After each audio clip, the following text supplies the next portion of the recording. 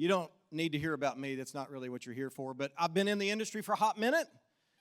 I've done it all. I've done career sales. I've done captive sales, independent sales. I've run an agency.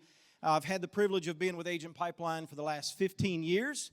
And I wish I knew 20 years ago what I know today. How many of you are in that boat? Right? We'd have done a few things different. But hey, we're where we are. I can't change yesterday, but I can change tomorrow. Right? So today we are going to talk about the industry. Christian loves some of these stats that I share. Sometimes they're embarrassing, but it is our industry. So first and foremost, I want to say the Medicare industry, the individual health insurance industry, is probably the best kept secret in the business world in this country. I am super proud to be an American. I am super proud to be an insurance agent. We are not slick used car salesmen.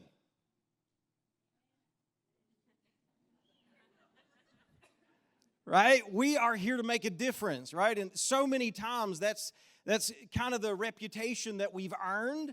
Let me just say this about the Medicare industry. As great as it is, and I think it's the best kept secret in the business world. That's why we're all in it, right? I love hearing stories about how people got into the industry and how they got recruited, because most of us got recruited. I got recruited, right? I needed money.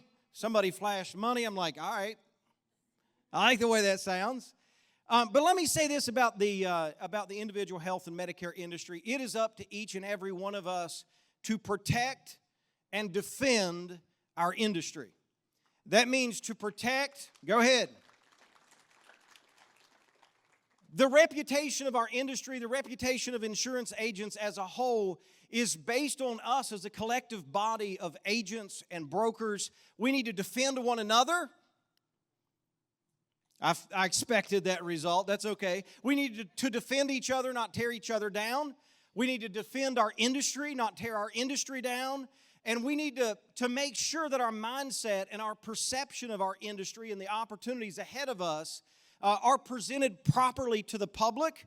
I'm not a conspiracy theorist, but I will tell you that Big Brother's watching, right? There's some regulation that we're dealing with because some of us misrepresent things, and it ends up on a public forum, and information gets to people that make rules, and they change things based on comments that you made off the cuff. They get addressed, guys. So it's up to us to defend our honor, not just to defend our members. We certainly want to do that, but to defend our honor, we need to defend one another. We need to stand with each other and lose this competitive mindset that I have to destroy my crosstown competitor or some other agent or broker in the industry. We need to defend each other and stand up for each other. It's what makes us all better in the end. You're welcome. That was free, not in the slides. But if you'll take that to heart, probably worth the cost of admission. So I want to talk a little bit about the Medicare industry. The average income for a Medicare broker is $87,000. And the reason I show figures like this and talk about these data points, I want you to evaluate where you are. You're clearly investing your time and your money and your resources to be at a conference like this today because you want to grow, you want to take your business to the next level, you want to create generational wealth, you want to create opportunities for other people. That's why you're here, right? So take a look at numbers like this of the average income's $87,000. Take into consideration that 80% of insurance agents don't renew their license in year 3. Right? And the reason I put that information out is so you look at yourself. How am I doing? I've got to take account of my business and what I'm doing with my business and the opportunities that I have, or I'll never better myself. Right? I am my worst critic. Right? I'll leave here today and you guys will pat me on the back and that's all great. We'll high five. We'll see each other at the next event. But I'm going to go back and I'm going to critique my presentation because I want to get better. I want to be a valuable resource. I want to get better for members. I want to get better for brokers. I want to get better for the industry. I want to get better. How many of you want to improve? Of course you do. That's why you're here. But take stock of where you're at. The average income's $87,000, right? 86% of sales in the Medicare space are made by 14% of the agents. Right? So there's a top end of performers. There's a bottom end of performers. We don't want you in the 86%. Right? If you have a sales mindset, you don't want to be 14% either. You want to climb your way to the top, right? And I often have agents ask, well, here's what I'm selling. Where do I rank? Nobody really knows because nobody sees the data. But I'll tell you, the average AEP enrollments by producing agent, so excluding all of the non-producers, by carrier, is around 7. It's AEP enrollments by carrier. So if I have 6 carriers, the average producing brokers writing 42 apps. Nobody in this room is shooting for average. Right? We want to be in the top. You want to be in the top because this business is great because it is a feel-good business. We're doing the right thing by our members every single day. Hopefully, we're doing the right thing for our industry and our fellow brokers every single day. We're creating more opportunities by doing that, right? Let me ask you a question. What do you think the biggest challenge in 2024 in the Medicare space is? Inflation Reduction Act. The good old FCC. I knew Glenn was going to say that. CMS final rule. Right? Unsolicited phone calls. This is the number one thing that I hear. I wish I could get people to stop calling my clients. Right? It's nonstop. Listen, there are a lot of headwinds in our industry this year. There's a lot. And we're going to take a step back and consider things from the carrier perspective a little bit today. Now, what I will say is we go into this conversation is I don't make the plans, guys. What I do is sell what I got in my hand. So don't get all bent out of shape about we don't know what's coming and we don't know how drastic the changes are going to be and we're all playing pin the tail on the donkey, right? It's going to look like this or it's going to, no. Sell what you got today. Plan for what's coming, but sell what you got in your hand today and take care of your members and grow your business, right? So these categories certainly aren't the only headwinds that we have, but they're big ones. So as we talk about the industry headwinds and the headwinds that the carriers are facing, they are substantial. It's what I would call a perfect storm, right? You've got CMS final rule. I'm not going to talk a whole lot about CFR because we don't know a whole lot about CFR. Do you wish you knew a little bit more? Right? We've read and we've had conjecture, and at the end of the day, we're waiting on the carriers to give us the guidance that we need. But what we do know that are impacting the carriers financially in their benefit design for plan year 2025 is that there are some provisions in the CMS final rule that are going to impact plan design. One of those is there's higher broker compensation. How many of you are excited about more broker comp? Very mixed reaction. Well, we're getting higher broker comp, but we're losing a few things too, and I'm not even going to go into that list. But from the carrier perspective, they've got to design plans knowing that they're going to pay more broker compensation. They also have a requirement to communicate mid-year about underutilized or unused value-added benefits. Probably not a huge financial impact to the carriers, but some that they have to. Hopefully, you've already been doing it. But they've got to communicate, hey, you've got a benefit that you've not utilized yet. It expires, right? So it's a use it or lose it proposition. So there's some financial impact from the CMS final rule. The Inflation Reduction Act certainly has some financial impact to the carriers. It's going to have some financial impact to your members as well. So we want to make sure that we're prepared for that. Medical loss ratio. Claims utilization right now is through the roof. If you watch the headlines, all the major carriers have been in the news. Their stock prices have been impacted by the medical loss ratios that are taking place. Post-COVID claims are still on the rise. One large national carrier had an article out a few weeks back about $900 million in higher claims than anticipated. I don't know what kind of budget you're running, but that would probably get my attention that, hey, we're probably trending a little higher in claims than what we talked about. Lower reimbursement from Medicare, right? The last couple of years, we've had lower than anticipated reimbursement back to the Medicare Advantage organizations. That's going to continue into 2025. It's likely to continue into 2026, meaning the reimbursement increases to the plans are not going to offset the claims. They're not going to offset inflation. I threw this on this slide because let's just be honest, the buying power of the dollar is not today what it was a few years ago. Right? It's just not. And that impacts every single one of us. It impacts the carriers. It impacts the providers. It impacts the members. So we are going to see, plan year 2025, the largest disruption in benefit design since Medicare Advantage launched in 2005. How many of you are excited about that?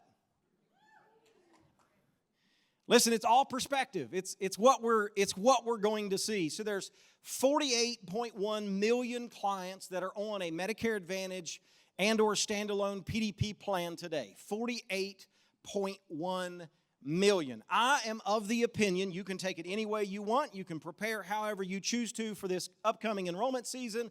I'm of the opinion that every single one of your members needs a consultation this fall. The disruption in plan benefits are going to be that significant that every single one of your members needs a consultation. Now, hopefully you've got a strategy for that. Hopefully you've already been doing that, right? But it's not just my members. I'm looking for disruption or change to create opportunity. How many of you are excited about all this disruption because you're going to take care of more members?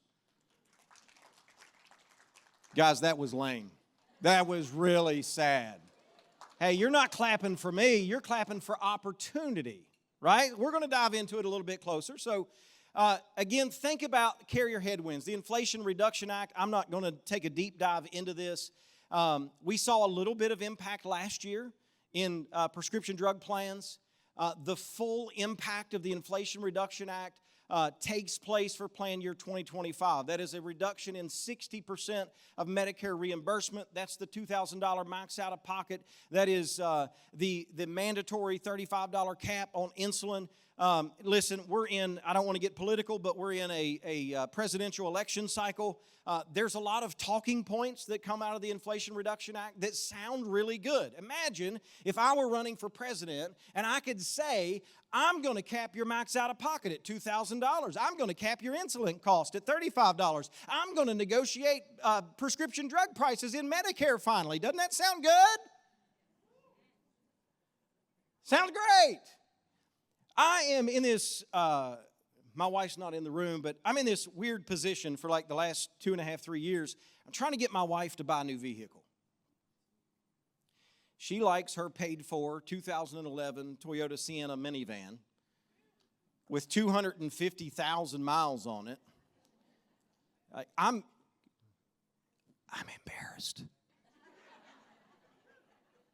It's awful. She runs my kids all over God's green earth in this van that, it's a Toyota, and I'm a Toyota fan, but I'm pretty sure it's about to fall apart.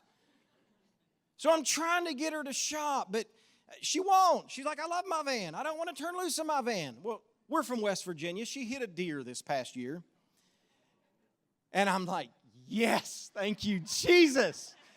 It's going to take nothing to total this vehicle.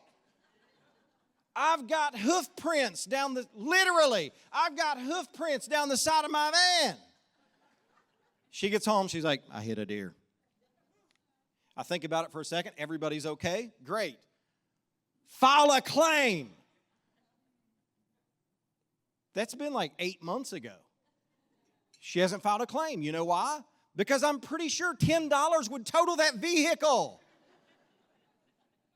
Now, I give my wife a hard time. It is embarrassing. I'm literally embarrassed about it, and I'm concerned for the safety of my children. But when you buy a vehicle, which I'm trying, and she is starting to look a little bit, so if you run into her this weekend, please encourage her. Help me help her. Encourage her. Go look at a vehicle. But let's be honest, if, we've got 3 kids, so if we travel together, we need a bigger vehicle. And, bigger vehicles cost more money. The nicer vehicles cost more money. The more options you have on the vehicle costs more money. Why do I say this? Lester, what are you talking about? Well, I want a nicer vehicle. I'm going to have to be willing to spend more money. If you want a $2,000 cap on max out of pocket, guess what you're going to do? You're going to spend more money. That's what our consumers are unprepared for, and they're going to find out. When? October the 1st. We have a silver tsunami coming our way. We do. It's great and terrible all at the same time. Let's talk a little bit about inflation. How many of you have felt the impact of inflation? That's all the people that do the grocery shopping for the family. It's a real thing. We're 20+% cumulative inflation since 2020. It's been a little bit of a rocky road, right? It impacts everyone. Medical loss ratio. The post-COVID claims, things that have been put off, clients are getting done. We're feeling it across the board. We're seeing higher than usual Medicare supplement rate increases right now because of claims. All the Medicare Advantage carriers are experiencing it. And we're also encountering, how many of you have experienced in this past year some challenged network negotiations with your Medicare Advantage carriers? Why is that? Well, the providers are pinched, right? Inflation is affecting the providers. They've got some staffing issues. Labor costs are going up. Inflation is impacting them. Prior authorization impacts them. Slower payment impacts them. So where can they try to recoup some of their losses? They're going to the carriers when the network contract comes up, and they're asking for higher than normal contracts with Medicare Advantage carriers. We had one, I'm not going to mention any names, but we had a carrier this past AEP. They asked a carrier for 120% contract. You guys are aware the average is like 104. So very large carrier, very large provider. Somebody's going to win in this duel. No, the member's going to lose. Because the carrier can't run a profitable plan at 120% Medicare contract, and the provider's going to lose members because the members aren't going to be able to get service because the plan's no longer in network, and now we've got a bunch of unneeded, unnecessary disruption. Guys, this isn't stopping. We're going to see it more and more and more, especially as long as we see the economy turn the right way a little bit slower than we would all like to see. So all of these things are impacting the carriers. So they have to ask themselves. Now, Monday, they had to have their 2025 plan year benefits submitted to CMS. What do they change? Right? Again, we don't design plans, so I don't want to go too far down this road. What do they change? How do they keep a profitable plan in the market? They want to be in the market. They want to have a profitable plan. They want to have plans that benefit consumers, but they can't have the same plans in the market next year that they did last year. They will not be profitable. Most of them are for-profit organizations, and they have to make money. That's why you're in business, right? So what do they change? If I'm a carrier with a prescription drug plan, the easiest thing to do is to increase premium, right? How many of you expect some premium increases on PDP plans next year? How many expect they're going to cause some sticker shock for your members? If you're not anticipating that, you should probably start, right? We're seeing higher than normal Medicare supplement rate increases. That trend is going to continue because of medical loss ratio. Premium increases on PDP. I don't want to give you numbers. I've heard numbers from the carrier. I'm happy to share what I know with you, which is next to nothing. But we're going to see some substantial increases in PDP premium. We're also going to see changes to formularies. Now, this is exciting, right? We're probably going to see much leaner formularies for plan year 2025 than we have this year. Why? They have to present a profitable product. Cost sharing, copays and deductibles. What are going to happen to those? Is your member out of cost cost share going to go up? Out-of-pocket cost share? Absolutely it's going to go up. Why? Because if you drive a nicer vehicle, you can't drive a 2011 Toyota Sienna. And they're now mandated to have a better product, so they're going to pay more to get it. Now, there's this other little bullet point at the bottom. If you want to consider that, there's, also the option of whether or not they pay us commission for those products. I'm not trying to scare you. I'm just being real. Like, that's something that's on the table. Do we pay commissions for these products or do we not? If I'm a prescription drug plan, these are the only levers I have to pull to try to put a profitable plan in the market. You think we're going to see some change? What if I'm a Medicare Advantage plan? I can spread the cost of PDP, which is going to be a huge increase to the carrier, but I can spread it across the health benefits. I can spread the cost out a little bit, so the impact in the Medicare Advantage PDP portion is probably going to be a little bit less than a standalone PDP. That's a good thing, right? We already see some of that in the market today. But are we going to see formulary changes in Medicare Advantage plans? You better believe it. What's the one product that you service that causes you the most headache? Prescription drug plans. That's what you're going to use all the time. That's where they have questions. That's what they use every single month. Formulary changes are coming. Cost share, co-pays, deductibles, max out of pocket. Are those going to change on your Medicare Advantage plans next year? How many of you were excited to see a carrier release their Medicare Advantage first looks this week? Yes! It was fantastic. I was so glad to see those benefits come out this week. I opened the link as soon as I got it, and I got nothing. Nothing. I've been getting brokers excited about product. This is coming to your market, and I can finally deliver the goods. Nothing. I mean, it's not nothing, but it's like 0.5% of what they need to see. Every carrier is going to play their cards extremely close to the vest, right? They're not going to release deep dive looks at first look benefits, guys, till the middle of August. We're going to have a very, very small window of time to prepare for what this looks like. But again, focus on what you do well, right? And we'll get into more of it here in just a moment. I don't design the plans, I sell the plans. So I'm not going to worry about what the plans look like. I'm going to prepare for the fact that every one of my members needs a consultation come AEP. I'm not going to look up and say the sky's falling. No, we've still got product to sell. We've still got members to serve. We're going to do what we do best. But I want you to be aware of the headwinds that the carriers are facing that are going to impact benefits. We're going to see some reduction in value-added benefits. We're going to see some plan consolidation. We're going to see some service area reduction. We're going to see some carriers exit certain markets. I got to be honest with you. If I'm putting a plan in the market, and I'm not, hopefully ever, but if I'm designing the plan and I'm putting it in the market and I'm losing money, do you know how quickly that plan is not going to exist?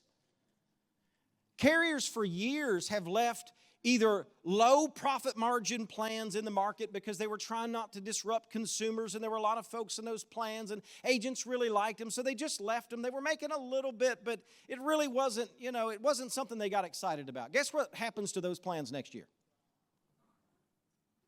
They're gone. There's just no way. They're not just going to go away and hand out $100 bills on the streets to Medicare consumers. It's not going to happen. So they're going to consolidate some low-performing plans. They're going to exit some non-profitable markets. Think about this as we see, and I think we're going to continue to see challenging network negotiations. If I've got a slim profit margin plan and I've got a network that is asking for a higher contract, that slim margin plan just became a losing proposition. If you've got both of those happening in the same market, that plan's probably gone, guys.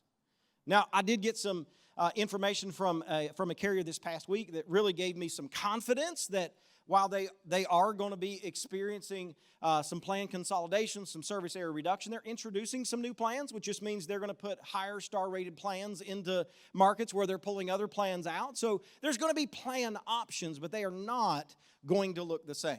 So the carriers can improve operational efficiency. How many of you would agree that's a really good place to focus? They can improve operational efficiency, which is going to drive up star rating, which is going to help on profitability long term. Carriers have been focused on this for years. It's not new. There's just a renewed focus on it.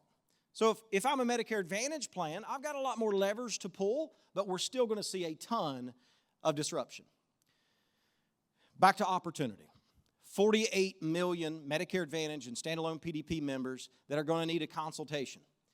Because of the change in regulation, legislation, and inflation, they are going to need to talk to a broker this fall. The silver tsunami is coming when those ANOC letters hit their mailbox on October the 1st. Your phone is going to start ringing. How many of you are excited about that? How many of you are ready for that? How many of you, let's just be real honest, how many of you, like, the phone rings off the hook during AEP and I know I lose business because I just can't get to everyone quick enough? That's a reality today.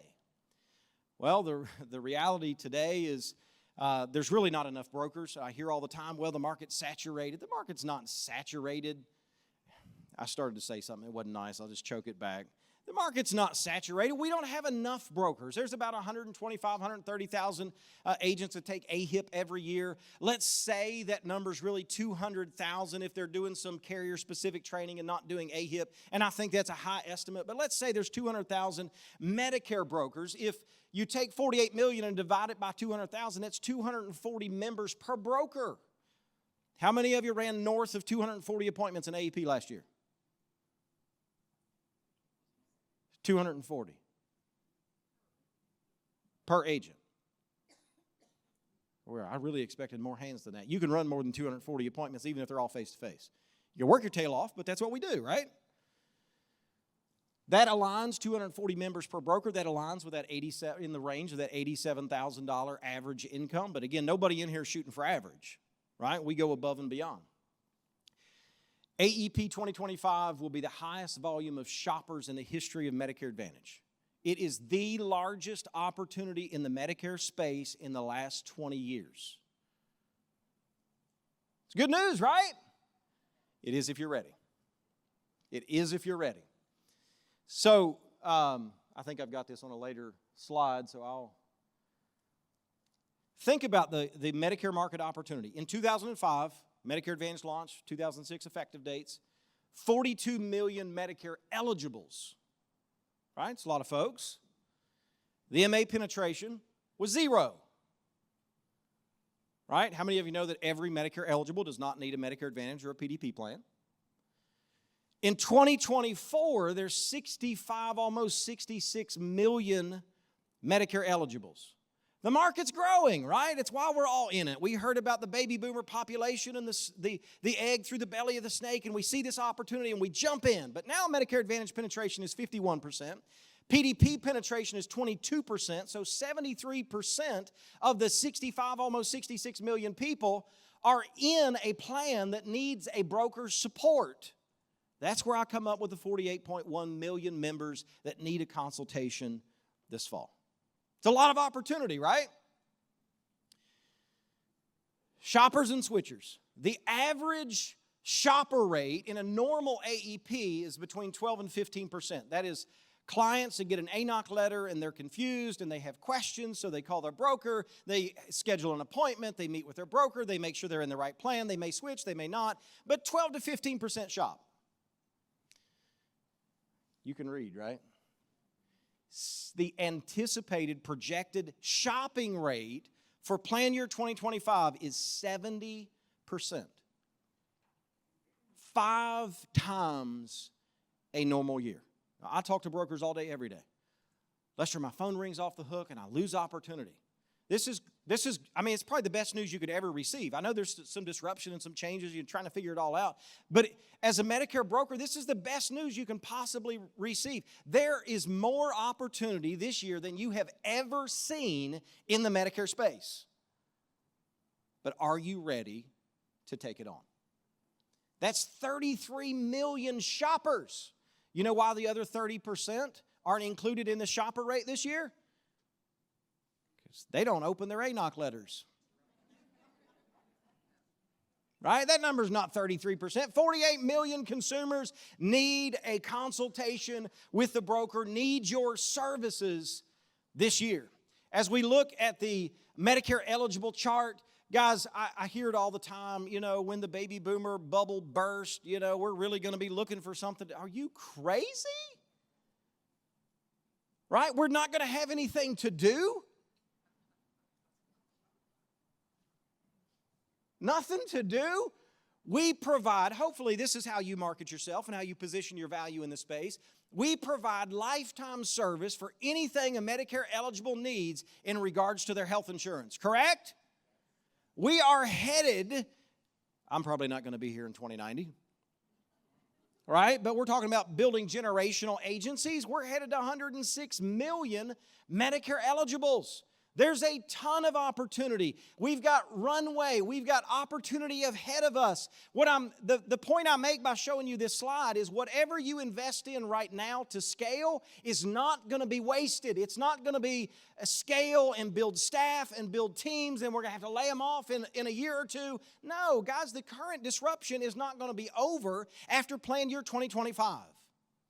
Some carriers are going to overcorrect for the changes coming and the financial headwinds that they're experiencing, and they're going to take a couple of years to feel it out, figure it out, decide what they can do and what they can't do in plans, let the actuaries do the bean counting, figure out what makes sense, what doesn't. We're going to see continued disruption, not just this year, probably for the next 3. Depending on the full impact of the Medicare supplement market, which, let's be honest, nobody has a crystal ball well, maybe you do, but I don't have a crystal ball. I don't know exactly what's going to happen to the Medicare supplement market, but I know there's changes that are already taking place, and they're going to be exacerbated by the Inflation Reduction Act, and there's some other legislation that's out there or regulation that's out there that may further impact Medicare supplement. I don't know what it's going to look like, but I know there's going to be probably a 3-year window of way higher than normal disruption. It's not just this year. I just want to make sure you're ready. So Lester, that's a lot of information. I know there's changes coming. I've been hearing about it. I've been reading about it. I know it's going to be impactful. What can I do? Well, there's going to be really, really big winners in this market, and there's going to be really, really, I know it's not politically correct, but I'm going to say it, there's going to be some really big losers. It's just the reality of the market, guys. Any huge disruption, if you're positioned properly, you're scaled properly, you're prepared for it, you're going to win and you're going to grow. If you just say, and I've had agents tell me this over the last several weeks, having these conversations, well, I'm just going to do the best I can and hang on to what I can. You better hope my agency's not in your town. Right? There's going to be big winners and there's going to be really big losers. So how can I make sure I'm winning? I've got to look at growing at scale. If you're a single agent and you don't have a team built, it's time to consider building a team. Whether that's an LOA model or whatever that is, you need to consider building a team. Maybe it's additional admin staff. Maybe you just need virtual admin. I don't know what you need, but I know if the phone rings, I want to make sure somebody's there to answer it, and we get back to members, we get appointments set, we get them taken care of, because if you don't, when the opportunity knocks and you don't answer, it's going to go knock somewhere else. I'm a consumer, you're a consumer. What happens when you call a business and you call and nobody answers and you leave a message and you don't get a call back for a day or two? How long does it take you to call the next business in town? 5 seconds? Do you give them 24 hours? Because that's what brokers want. I'll call you back within 24 hours. You're in trouble. Right? We have to be prepared to do this at scale. We've got to have systems in place, teams in place. We've got to be willing to invest in our business. Again, you are not investing. I don't want to beat up on any organizations or entities, but there are call centers that go through hiring phases in the summer months. They hire in all kinds of agents, whether they're doing it in a brick and mortar, they're doing it remotely. They hire in all kinds of agents. They get through enrollment season, and guess what happens? Most of those agents, come January or April, they're looking for a new home. Guys, that's not what I'm encouraging you to do. I'm encouraging you to build for the future because the opportunity is not just now. Whatever you invest in scaling your team today is going to pay off for you, not just in the next couple of years, but it's going to pay off for you in the next decade, in the next several decades. And hopefully you're building generational agencies and you're creating opportunity for other people in this space because it's a fantastic industry. This is your opportunity to go all in. I'm begging you to invest in your business and make sure you're a winner in this market. Because there are also going to be losers. What do you mean by losers? They're not willing to invest in their business. They're those folks that are making this comment that I'm just going to hang on to what I have. They're in maintenance mode. Right? Please don't be in maintenance mode for the next several years in your business. You either take the risk or you're going to lose the opportunity. Christian just talked about it. The big winners in business take big risks. It's not a risk if you're investing in a market that you know people are going to need help.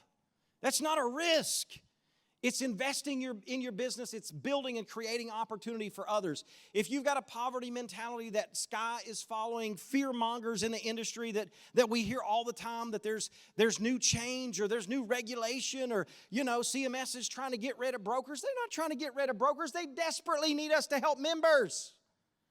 You've got to change your mindset to see the opportunity and then invest your time and your resources so that you can scale your business. How many of you would like to serve more members this year? I mean, that's the goal every year, right? You say, Lester, that's a silly question. No, it's not. I talk to brokers all the time that are hoping they replace the members that age out.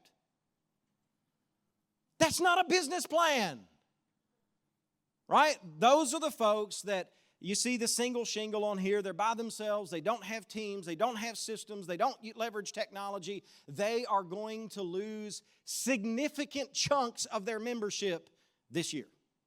It's just a reality. I hope none of us lose chunks of our business. I hope we're gaining chunks of business. But what's going to happen for the folks that have systems and teams in place, they're going to gain the chunks of business that the folks in maintenance mode are losing. There's going to be a shift in membership this year. They're going to go to people that are scaling their businesses. So I want to leave you with this thought. We've got several more minutes, and I want to drive this point home. I want you to leave this conference this weekend and play like you are behind. Right? The NBA Finals are going on right now. Who won last night? I don't even know. Of course. Of course. So I'm cheering for Boston. Joe, hey, that's fine, that's fine. I have to. Joe Mazzulla is a Mountaineer. I'm going to pull for Boston. That's the only reason I'm pulling for Boston, but I'm hoping they figure it out. But when you're playing sports and you're behind, what do? You invest all of your energy, all of your resources. As a coach, you put the best players on the team. You strategize around, I'm gonna take my star point guard out a minute before a media timeout so he gets an extended break, so he comes back and he's ready for the end of the fourth quarter. He's ready to perform, right? I'm going to go all in. I'm going to put my best players on the team. I'm going to position myself for success. I'm going to ask for my players to dig deep. As a player, I'm going to dig deep. We are trying to overcome a deficit. Most of us in our structures and our agencies, we're operating today at a deficit based on the silver wave that's coming this fall. We are not prepared. It's time to play like you're behind. I love this phrase, the days are short. Right? The days are long. Do I have that backwards? The days are long, but the years are short. My goodness, I've talked to several people this weekend that, how's business? How's life? Man, it's crazy. It's absolutely nuts. I feel like some days the tail is wagging the dog and I'm just hanging on and going for the ride. How many of you feel that way? It's time to scale. It's time to invest in your business. It's time to hire some help, right? Think about the momentum swing. If the opposing player is coming down for a layup and I strip the ball and go back down the floor and get a layup myself, that's a 4-point swing, right? We talk about it in football. It's a 14-point swing, right? They were driving. We got an interception at the goal line and took it all the way to the house for a pick six. That is a huge momentum swing. That is exactly what we're going to experience this fall in AEP. Huge momentum swings for the folks that are investing and scaling their business. But other people aren't going to see positive momentum. They're going to see a downward spiral. I want to make sure you're not in that spot. We do not want to play in this market, in this environment, we do not want to play prevent defense. I've got a saying for the prevent defense. Any football fans in here? The prevent defense prevents you from winning. That's my saying. You don't have to agree with it. That's fine. What's the prevent defense, right? When we drop into nickel or dime coverage and we essentially let the other team come down the field as long as they don't hit us over the top for a deep ball. The prevent defense. You know what the prevent defense does? It lets your opponent get to your red zone. That's silly. You know why you're ahead? Because you played smash mouth, hit you in the mounts, bump and run coverage, right? You're ahead because you played physical. Now we're just going to back off. It drives me bananas. I know the coaches are playing the odds, and the odds say they're not going to come all the way down and score. If you're not playing defense, they are. If you're not prepared to win in this environment and you don't play like you're behind, you're not going to take advantage of the opportunities. You're not going to be positioned to have that momentum swing, not just for this AEP, but for the next several years and really scale your business. I always tell my kids, my oldest two are in middle school sports. It seems like that's all we get done. But never leave it in the hands of the referee. Right? If you can keep the game from being close, keep the game from being close. And I know it's not, I'm a fan of sportsmanship, and if you're up 40 points, you probably ought to put the second string in or maybe the fourth string. Right? But I'm never going to put a kid on the floor and say, now just hold the ball. No. I'm never going to go out there. Now, I'm running the last 30 seconds off the clock in football. Yeah, we're going in the victory formation. We're going to dance this thing out. Sure. But the rest of the time, we're playing with all we've got. It might not be the first string, but we're playing with all we've got, because when you don't, you get hurt. You play with everything you've got. You play like you're behind. Don't leave it in the hands of the referee. Maintenance mode. There are so many brokers in this industry that are in maintenance mode. Guys, I hope I've got time to deal with this, but the beauty of this industry is you can make a great living doing the right thing by your members every single day, and you can build a book of business, and you can essentially coast off into the sunset. It's fantastic, wouldn't you agree? Except when you're in maintenance mode, right? You fall into that 86% that's not writing the 14% of the business, and you're just hanging on, right? What I say, you either grow fast or you die slow. You're dying a death of 1,000 cuts. Right? And when I talk to agents and they say, well, I'm just trying to maintain. I'm trying to replace what falls off, maybe grow a little bit from some referrals here and there. I'm just trying to maintain my income so I can get to my exit strategy, whether it's retirement or selling my book or whatever it is. Guys, I'm not opposed to maintenance mode.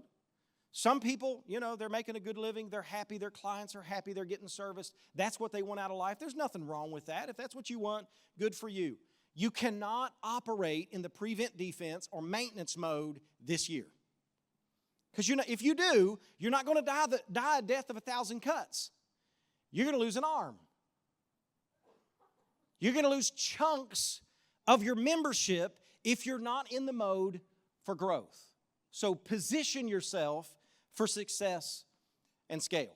Put the best team on the field, right? Leverage the resources that you have. Leverage your FMO. Leverage your technology platforms. Leverage your carrier reps. Leverage the carrier resources. They're all willing to help you. Why? Because they're trying to retain and attract membership just like you are. They'll help you. You just have to have conversations. How many of you feel like your carrier rep relationships are as good as they should be? One guy in the room raises his hand. Tony, you're a rock star, brother. Build relationships with your carrier reps. They are there to help. They're going to help. They're going to invest. They're going to give you resources. Use them. Also think about, as again we go into, I've got some folks that use AEP as retention mode, and I don't necessarily disagree except for this year. Right? I want to retain my membership, but also want to grow, and the opportunity to grow is tremendous, so I've got to scale and prepare so that I'm in position to grow. If you're not doing group ANOC meetings, please start. I don't care if they're virtual webinars. Your carriers will host the webinar for you. Again, they're trying to retain that membership. They'll go over your plan changes for you, and if they need to make a change after that, you can certainly do it. Do group meetings. Have them come in, meet with 50 or 100 or 200 at a time. Why? So we can get to everyone. The whole key to this upcoming AEP and for a couple of years after is efficiency. I have to get to as many people as possible as quickly as possible. How many of you get tired of saying the same thing to every member 9,000 times before the end of enrollment season? Your mind is fried. Like you're talking to a client for 10 minutes and you don't remember what you covered because you've given the same speech 9,000 times. Now, was I at the 37-second mark, or do I need to go back to the beginning? Have you been there? I've done it so often. Guys, please do it in mass. Do it at scale. Get the information to the members. They deserve the service. But you don't have to do it all one-on-one. You don't. How many face-to-face agents do I have in here today? I love it. I love face-to-face. Listen, you do not have to meet them all face-to-face. I don't know if you know that or not. Technology today will allow you to do a virtual appointment, and they do not have to see you. They want to see you, but the challenge is you're trying to get to whatever your number of members or prospects are. You're trying to get to everyone. If you prepare them today, listen, this AEP, we know we need to talk. We will absolutely talk. And you guys, I think I made this comment last year. I don't do 20-minute appointments. If you've ever done a year with 10-minute appointments, this might be it. Say, how are you going to do a 10-minute appointment? I'm going to do a group virtual meeting to explain the changes in their current plan. I'm going to make sure through the summer months that I have all their updated contact information, prescription information, provider information. I'm going to leverage technology and teams to make sure all that information is current. I'm going to do the educational in a group, and we're going to meet in a very short window of time. And I'm going to tell them, I love you. I want to hear about your vacation. I want to hear about all 97 of your grandkids. I want to know the health of your chihuahua. But can we do that in April? Oh, that's not how it goes? They're going to understand. There's a lot of changes. I'm going to do my best to educate you, get you the information that you need, make sure you're in the correct plan, make a plan change if necessary. But we'll do client appreciation events in April. Then we can spend some time with each other. Oh, by the way, bring your 3 friends from the senior center and let's get to know them too. Come on, if you're not doing client appreciation events, you're really, really missing out, right? They're +1 or +10. Bring them out. I'll spend time with you then. Do you have time to hear about the Chihuahua in April? Yes, you do, and you can build a relationship, and you can do the same face-to-face time that you used to spend with these members, and you can have the warm and fuzzies about your relationship, and they're a 20% diehard, and they're going to bring me clients and send me referrals, and that's fantastic, but we can't do it this year in AEP and OEP. You just can't, guys, and listen, if there's ever been a feel-good person anywhere in the world, it's me. I want to do the right thing, but we're going to spend the time outside of enrollment season. And when they understand that you're running a business, you're still a human, you still care, you'll catch up to them after OEP, they're going to understand. And you know what they're going to do? They're going to bring you the same referrals that they've always brought you, and your business is going to grow at scale. Right? So we want to make sure that we're doing group meetings. If you need to hire licensed only agents where you own the business, but they're doing some of the enrollment opportunities, guys, please scale, build and grow your team. If there's ever been an opportunity to grow a team with internal agents, this is it.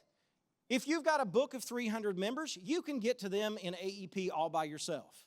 I don't know how much you're going to grow, but you can get to them. You can do what you've always done, and you're going to be fine. But I don't want to do what I've always done. I want to grow.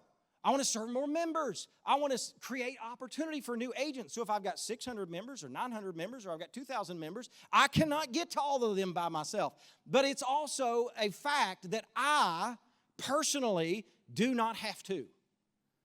Build a team, hire them now, train them well, get them ready for AEP so they take care of your members just as well as you do, but scale now. Right? Marketing investment, I'm not even going to jump into marketing investment. We all know that we need to invest in our business. If there's ever been a time to increase your marketing investment, this would be the AEP to do it. Right? So play like you're behind. We have an opportunity as individual businesses, as agencies, we have an opportunity to change the trajectory of our business. Will you please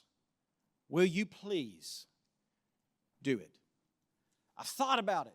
I've talked about it. I've dreamed about it. I've been on webinars. I've been to conferences, but I've never pulled the trigger. Guys, today's the day. AEP prep, I say this every single year, AEP prep begins December the 8th. If you're starting now, you still got some time, but you're late. Right? AEP prep begins December the 8th. We run businesses. Let me just ask you a question real quick, and I know we're running out of time. If you were running a McDonald's franchise today, would you have your restaurant open 7 days a week?